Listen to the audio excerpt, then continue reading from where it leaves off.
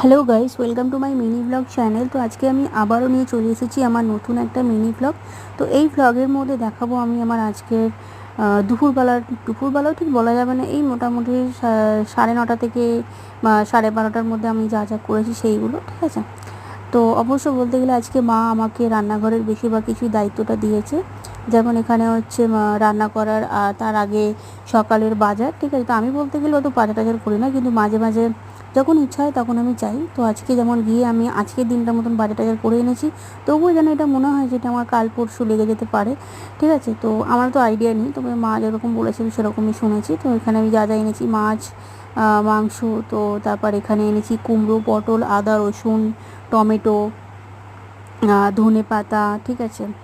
আর আরেকটা সবজি আছে, ওটাকে ঠিক কী বলে, মেবি চিচিঙে না কিছু একটা হবে, বেগুন আছে, ঠিক আছে। এখানে হচ্ছে মাছ, আর এই মাছের সাইজগুলো মোটামুটি দেখে মনে হচ্ছিলো কি 40-50 গ্রাম মতন হবে এরকমই, ঠিক আছে।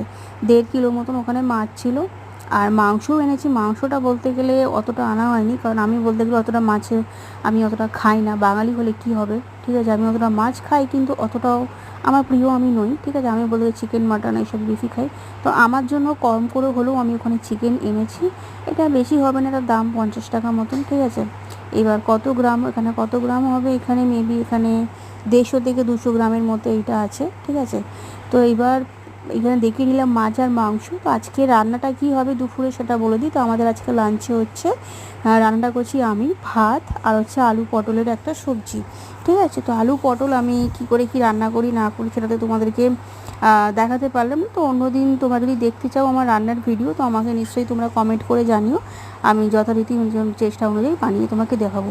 আর এই যে আমি তোমাদেরকে দেখিয়ে দিলাম আয়নার মধ্যে, এই যে এইখানে নিয়ে চলে এলাম যে আমি কী কী নিচ্ছি আলু পটলের মধ্যে। যেহেতু আজকে শনিবার নিরামিষ, তাই আমাদের এখানে রান্না হবে হচ্ছে আলু, পটল, টমেটো, কাঁচা লঙ্কা, আদা কুচি, ব্যাস।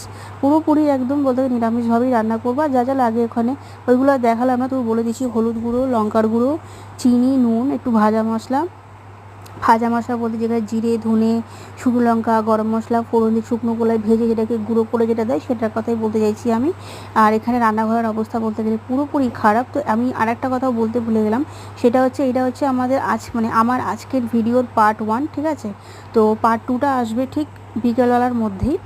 এবার টাইম আমি এক্স্যাক্টলি বলতে পারছি না, বাট পার্ট 2টাও চলে আসবে। পার্ট 1টা আমি এখন দিয়ে দিচ্ছি। এখন আমি এখানে এটা বলে দিচ্ছি এরপর আমি এখানে কি করছি। আলু পটলটা এখানে ধুয়ে নিচ্ছি, আলুটাও ধোয়া হয়ে গেছে আগে। তো যাই হোক, ভিডিও ভালো লাগলে লাইক, কমেন্ট, শেয়ার করে দেবে। এখনকার মতো এই মতো টাটা।